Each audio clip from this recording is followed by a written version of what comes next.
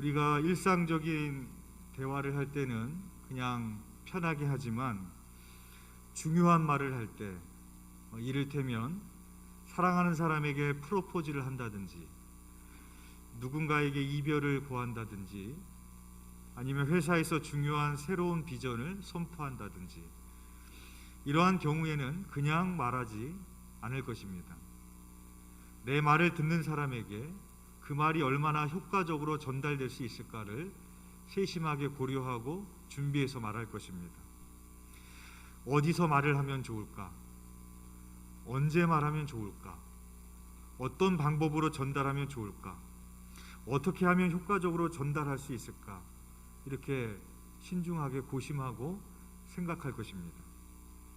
가령 예를 들어서 사랑하는 여자에게 프로포즈를 하려고 하는데 아무 생각 없이 그냥 문득 그냥 그렇게 입에서 나오는 말로 그렇게 하지 않겠죠.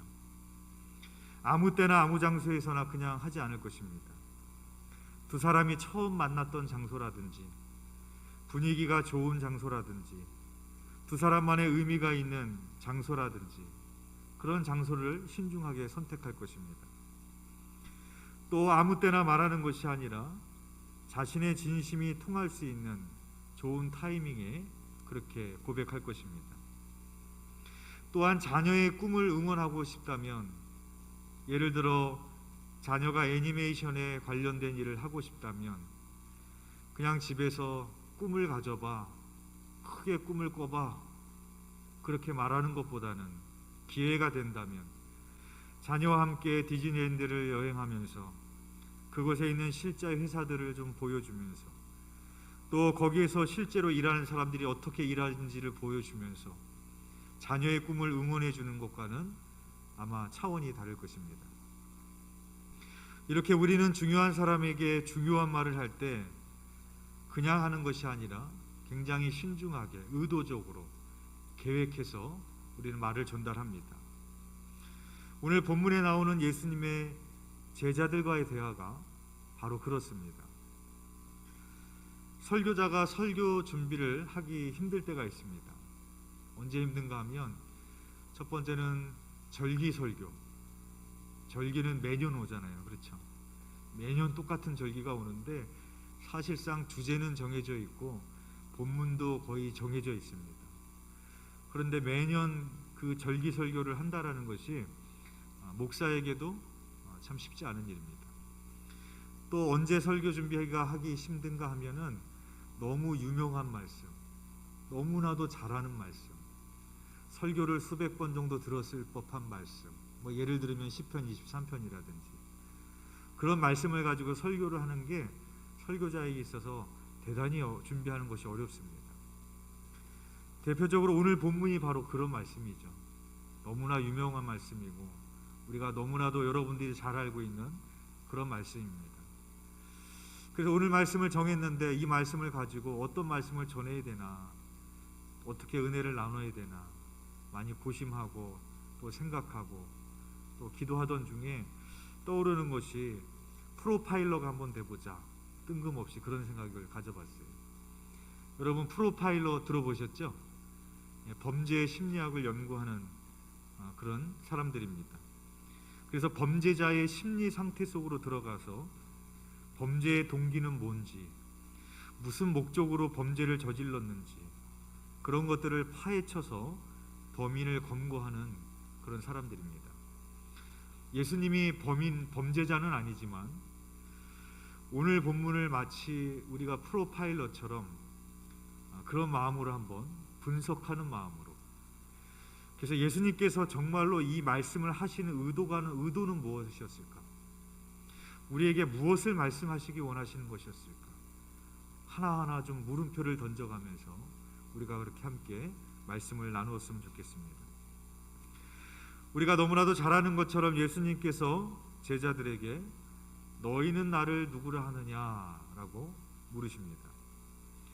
첫 번째로 질문을 제가 던져본 것은 예수님께서 어디에서 이 질문을 하셨느냐는 것입니다.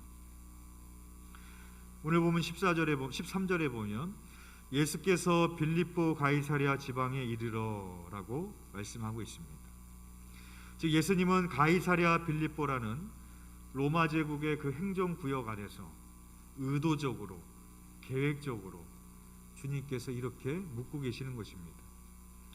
가이사랴 빌립보라는 곳은 로마 황제를 지칭하는 가이사랴와 그 당시 갈릴리의 분봉왕이었던 헤롯 빌립의 이름을 따서 지은 도시입니다. 헤롯 빌립이 로마 황제에게 잘 보이기 위해서 건설한 도시였고 아무 도시나 황제의 이름을 붙일 수가 없었습니다. 황제의 위용에 걸맞는 조건을 반드시 갖춰야만 했습니다. 일정 규모 이상의 도시여야 했고 그에 걸맞는 인구와 도시 규모가 필수였습니다. 그보다 더 중요한 것이 있다면 도시 한복판에 혹은 도시의 가장 높은 곳에 로마 황제의 신상을 반드시 세워야 했습니다. 당시 로마 황제는 사람이 아니었습니다. 사람들이 숭배하는 신적인 그런 존재였습니다. 또한 역사가들에 의하면 가이사랴 빌립보는 수리아의 바알 숭배 중심지였다고 합니다. 바알을 숭배하는 신전에서는 풍요를 기원하는 사람들과 그 사제들 간에 음란한 행위들이 진행되고 있었습니다.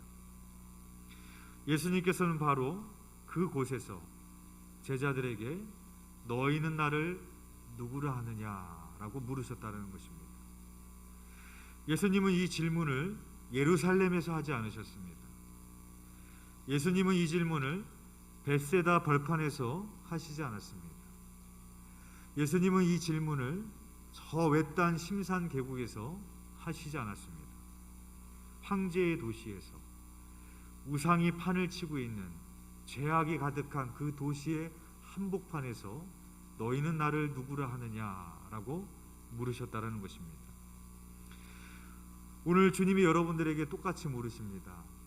너희는 나를 누구라 하느냐? 여러분, 이 질문에 대한 대답을 주님은 어디서 듣기 원하실까요? 지금 이 예배당 안에서?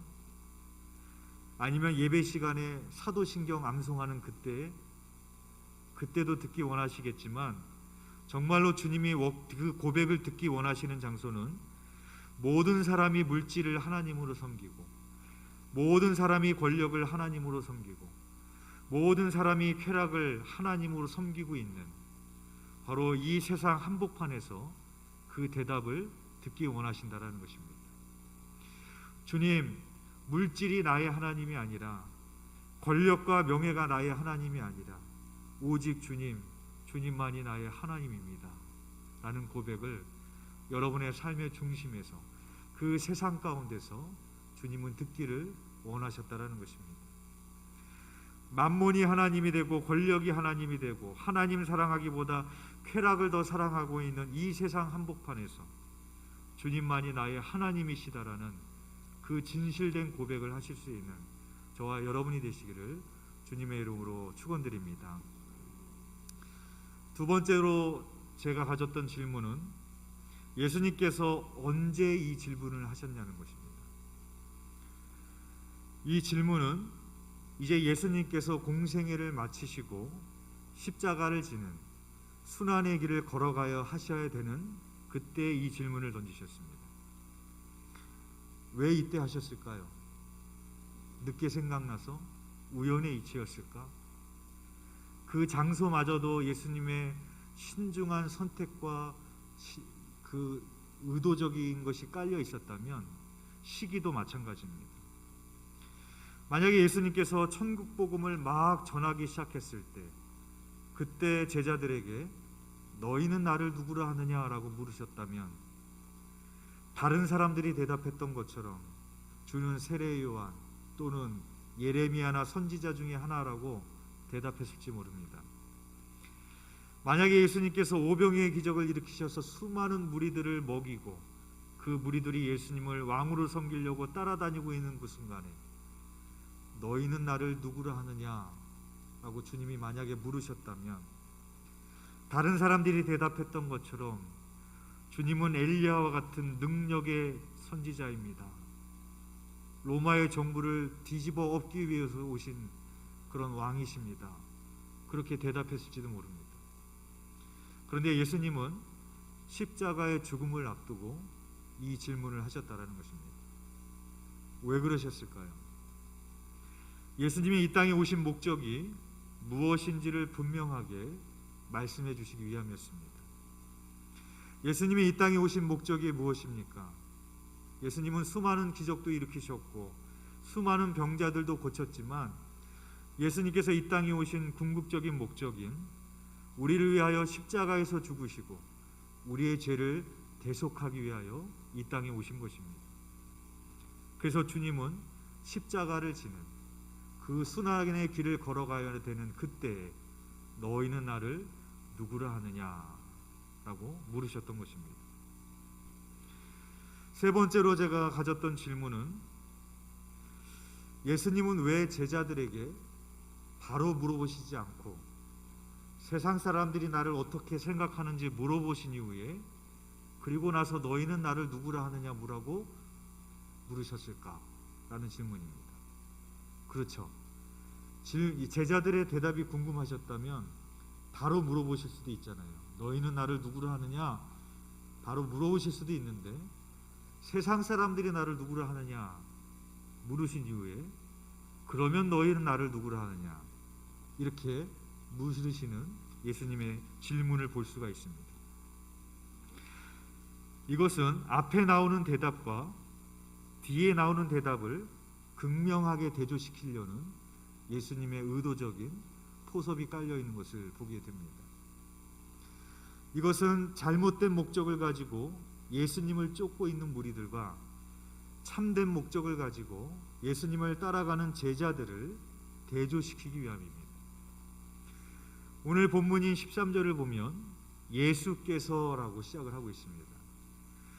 우리가 보는 이 한글로 번역된 성경에는 나오지 않지만 원어 성경에 보면 그러나라는 접속사로 시작이 됩니다. 그러니까 그러나 예수께서 빌립보 가이사랴 지방에서 제자들에게 물어 이르시되 이렇게 되는 겁니다. 그러니까 그러나가 나왔다라는 것은 앞에 나온 내용이 중요하죠. 그 앞에 나온 사건은 무엇이었는가? 바로 예수님께 책망을 받았던 그 표적을 쫓아서 다녔던 그 바리새인들과 사두개인들을 책망하시는 그런 내용을 담고 있습니다. 표적을 추구하고 있는 찾고 있는 그 바리새인들과 사두개인들의 불신앙과 그에 대해 대조되는 제자들의 참된 신앙을 부각시키기 위해서 이 시점에서 말씀이 기록되고 있는 것입니다. 세상 사람들은 왜 예수님을 쫓아다녔는가? 표적을 보기 위해서, 병고침을 받기 위해서, 빵과 떡을 먹고 배부르기 위해서 예수님을 따라다녔습니다. 그러나 왜 우리는 예수 그리스도를 따라가야 됩니까? 베드로가 이렇게 대답합니다. 주는 그리스도시요 살아계신 하나님의 아들이니이다. 우리가 주님을 따라가야 될 이유가 여기 있습니다. 그리스도라는 뜻은 메시아라는 뜻이고 우리의 구원자라는 뜻입니다. 당신이 우리의 구원자이시기 때문입니다. 베드로가 그렇게 대답한 거예요. 사람들은 나에게 좋은 조언을 해줄 수 있는 멘토를 따라다닙니다.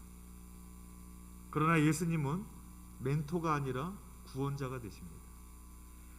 예수님은 우리에게 조언을 해주시는 분이 아니라 생명을 주시는 분입니다. 멘토의 말은 들어도 되고 안 들어도 됩니다. 그러나 예수님은 조언을 주시는 분이 아니라 생명을 주시는 분이기 때문에 우리는 그 말씀을 받아 먹어야 됩니다.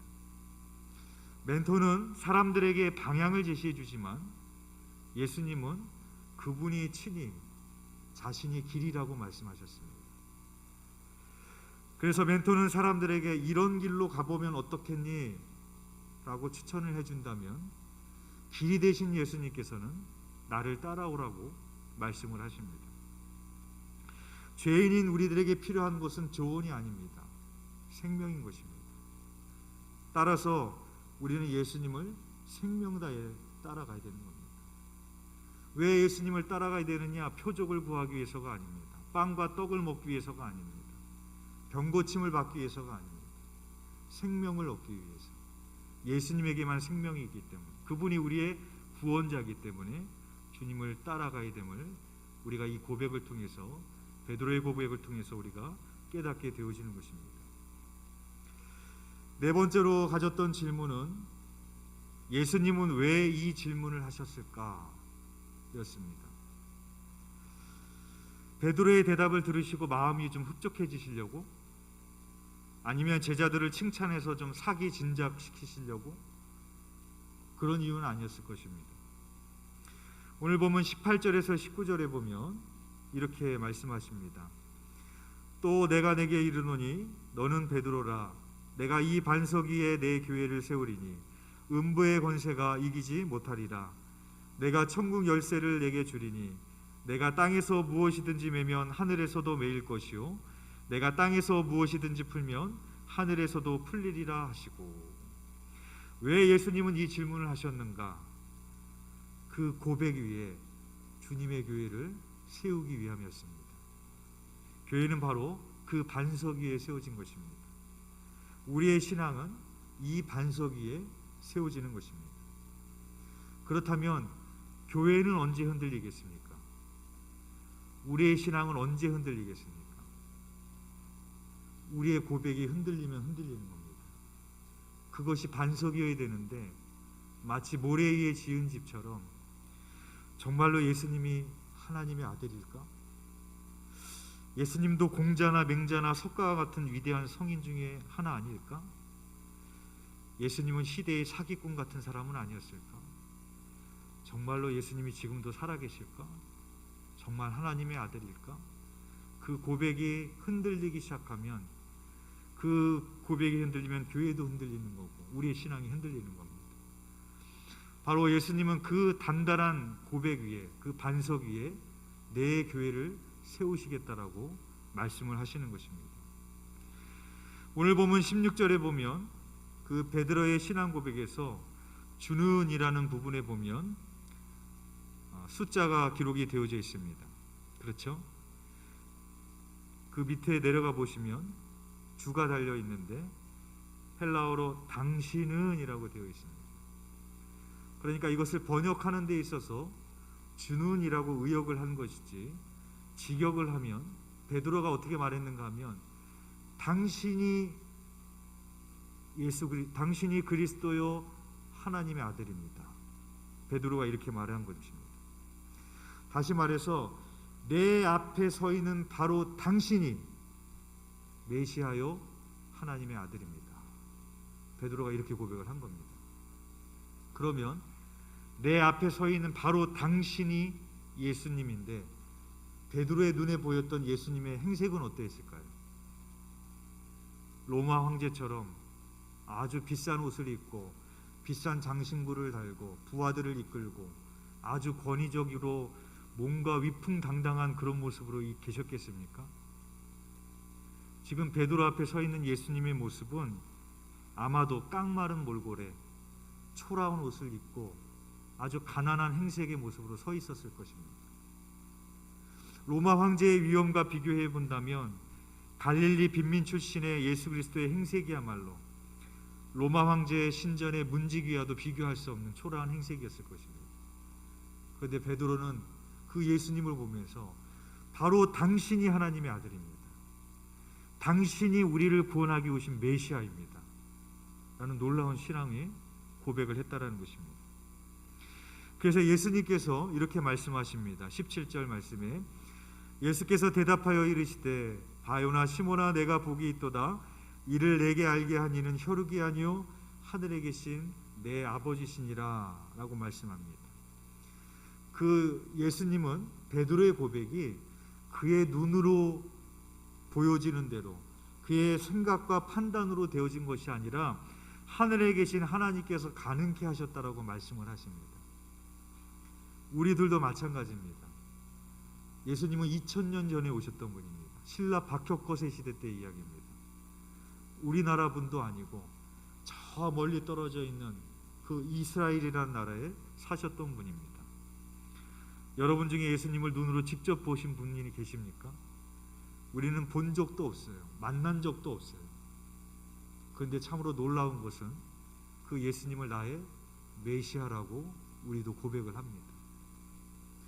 그래서 성경이 이렇게 말씀합니다. 고린도전서 12장 3절에 성령이 아니고는 누구든지 예수를 주시라 할 수 없느니라 라고 말합니다. 베드로가 나의 눈으로 비춰진 초라한 행색의 예수님을 보면서 그 생각으로는 메시아라고 대답할 수 없어요. 그 초라한 행색을 보면서 당신이 하나님의 아들이라고 말할 수 없어요. 하나님 아버지께서 깨닫게 해주지 않았으면 그 고백이 가능할 수가 없는 겁니다. 오늘날 우리도 마찬가지 아니에요. 본 적도 없고 만난 적도 없고 2000년 전에 사셨던 이스라엘에 계셨던 그분을 우리는 아무런 의심 없이 그분이 나의 주님이요 나의 구원자라고 우리는 고백합니다. 이것이 가능한 이유가 무엇이겠어요? 하늘 아버지께서 성령님께서 주시라고 가능케 해주시는 것입니다. 이것이 따라서 우리가 믿음이라는 것은 위로부터 내려주시는 하나님의 선물입니다. 하나님의 은혜가 아니면 우리가 예수를 나의 주라고 시인하고 고백할 수가 없어요. 우리는 그 은혜를 받은 자입니다. 마지막 5번째로 생각하게 됐던 것은 그 반석 위에 선다라는 것은 어떤 의미일까? 그 반석 위에 서 있는 교회는 어떤 모습일까?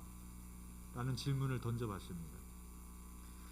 오늘 본문 21절 이하에 보면 예수님께서 이 질문을 하신 이후에 비로소 제자들에게서 십자가에게서 죽으실 것과 부활하실 것에 대해서 말씀하셨다라는 내용이 나옵니다. 그때 베드로의 반응이 뭐였습니까? 22절에 보면 베드로가 예수를 붙들고 항변하여 이르되 주여 그리 마옵소서 이 일이 결코 죽게 미치지 아니하리이다. 주님을 가로막고 섰습니다. 주님을 항변했습니다. 이 말씀을 영어 성경으로 보면 이 구절이 이렇게 번역됩니다. 베드로가 예수님을 한쪽으로 데리고 가서 그를 야단치기 시작했다. 이렇게 번역이 됩니다. 우리가 보는 성경으로 보면은 굉장히 얌전하게 저항한 것 같지만 실제적인 원어의 느낌으로 이 말씀을 보면 마치 아랫사람이 윗사람을 꾸짖듯이, 제 말이 맞나요?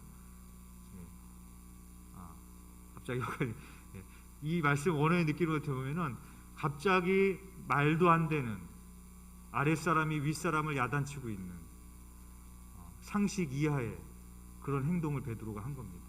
말도 안 되는 소리 하고 있네. 그 옷자락을 잡아 끌면서 하나님의 아들이 죽으면 어떡해? 말도 안 되는 소리 하고 있네. 예수님을 베드로가 야단쳤다라는 겁니다. 조금 전에는 주는 그리스도시요 살아계신 하나님의 아들이라고 했던 베드로가 예수님을 가로막았게 되었습니다. 어떻게 베드로가 이럴 수 있을까요?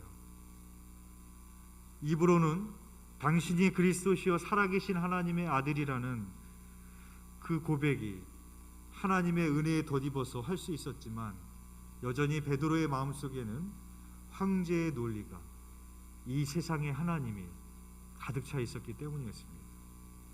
그래서 예수님은 베드로에게 사탄아 내 뒤로 물러가라 꾸짖으십니다. 그렇다면 그 반석 위에 선다라는 것은 무엇일까요? 그 반석 위에 교회를 세우신다라는 것은 무엇일까요? 그 반석 위에 서 있는 교회의 모습은 어떤 것일까요? 예수님께서 이렇게 말씀하십니다. 24절입니다. 이에 예수께서 제자들에게 이르시되 누구든지 나를 따라오려거든 자기를 부인하고 자기 십자가를 지고 나를 따를 것이니라 라고 말씀합니다. 그 반석 위에 선다라는 것은 무엇인가? 그 반석 위에 서 있는 교회의 모습은 어떤 것인가? 말로만 고백하는 것이 아니라 자기를 부인하고 자기 십자가를 지고 예수님을 따라가는 겁니다. 이 반석 위에 교회가 세워지게 하시겠다라는 것입니다. 여러분, 이 반석 위에 교회가 세워졌다면 자기를 부인하고 자기 십자가를 지고 따라가는 그 교회를 세상의 그 어떤 것이 흔들 수 있겠습니까? 그 세상의 어떤 것도 가로막을 수 없고 감히 흔들 수가 없습니다. 그러나 입으로만 고백하는 교회라면, 입으로는 주님이라고 말하지만 여전히 황제의 논리를 쫓아가고 세상의 논리를 쫓아가고, 입으로는 하나님의 아들이라고 말하지만 여전히 세상의 물질이 하나님이고 명예가 하나님이고 권력이 하나님이라면, 그 교회는, 우리의 신앙은 베드로처럼 결국에는 끊임없이 흔들리고 넘어지고, 결정적인 순간에 하나님의 일을 생각하는 것이 아니라 사람의 일을 생각하는 그런 모습으로 무너지고 쓰러지고 말 것입니다. 예수님께서 이렇게 말씀하십니다. 누구든지 나를 따라오려거든 자기를 부인하고 자기 십자가를 지고 나를 따라와라. 여러분, 이 말씀을 들으실 때 느낌이 어떠세요? 입으로는 아멘 하지만 솔직히 부담스럽잖아요. 그렇죠? 나를 따라오려는데 꼭 힘센 아이가 나 따라와 했을 때 부담스러운 것처럼, 주님께서 자기를 부인하고 따라가는 것도 부담스러운데 또 자기 십자가까지 지고 나를 따라오라고 하니까 여러분들이 이 말씀이 굉장히 부담스럽게 느껴질 수도 있을 겁니다. 그런데 정말로 이 말씀이 주님을 따라가는 것이, 자기 십자가를 지고 주님을 따라가는 것이 가혹한 것이 아니라 진짜 가혹한 것이 있습니다. 마태복음 25장 41절 말씀입니다. 또 왼편에 있는 자들에게 이르시되 저주를 받은 자들아 나를 떠나 마귀와 그 사자들을 위하여 예비된 영원한 불에 들어가라 라고 예수님이 말씀하십니다. 나를 떠나라. 따라오지도 않아도 된다. 십자가를 지고 나를 따라올 필요 없다. 십자가를 지지 않아도 된다. 십자가를 부인해도 된다. 편하게 세상에 무언가를 추구하고 살아도 된다. 그러나 그 결말은 영원한 불에 들어가게 되는, 영원한 멸망에 들어갈 수밖에 없는 인생임을 예수님이 말씀하셨습니다. 자기를 부인하고 자기 십자가를 지고 예수님을 따라가는 것이 불행한 인생입니까? 아니면 예수님을 멀리하고 세상에 무언가를 하나님으로 섬기고 영원한 멸망에 들어가는 것이 진짜 불행한 인생이겠습니까? 그래서 루터는 이렇게 말했습니다. 처음에는 내가 십자가를 지고 가지만 나중에는 십자가가 나를 지고 간다. 처음에는 내가 십자가를 지고 가지만 나중에는 십자가가 나를 지고 간다. 그런 말을 했어요. 처음에는 내가 십자가를 지고 가는 것 같지만 나중에는 그 십자가가 나를 구원에 이르게 합니다. 나중에는 그 십자가가 나를 영원한 생명에 이르게 합니다. 나중에는 그 십자가가 나를 하늘의 미랄과 같은 삶에 이르게 합니다. 그 십자가는 우리를 부활의 소망으로 인도하여서 세상에서 승리케 할 것입니다. 말씀 정리하겠습니다. 토마스 아 캠피스가 이런 말을 했습니다. 기쁜 마음으로 십자가를 지십시오. 그렇게 말했습니다. 여러분, 그런 의미이기 때문에 십자가를 지는 것은 기쁜 겁니다. 자기를 부인하고 자기 십자가를 지고 주님을 따라가는 것은 기쁜 일입니다. 그보다 기쁜 일이 없고 존귀한 일이 없고 가장 명예스러운 일이 없고 가장 존귀한 일이 없습니다. 바라기는 저와 여러분들이 기쁜 마음으로 자기 십자가를 지고, 자기를 부인하고 자기 십자가를 지고 주님을 따라가는 그 고백 위에, 그 반석 위에 우리 두드림 교회가 세워지고 여러분의 신앙이 세워지시기를 주님의 이름으로 축원드리겠습니다. 자, 우리 함께 찬양으로 고백하며 나가도록 하겠습니다.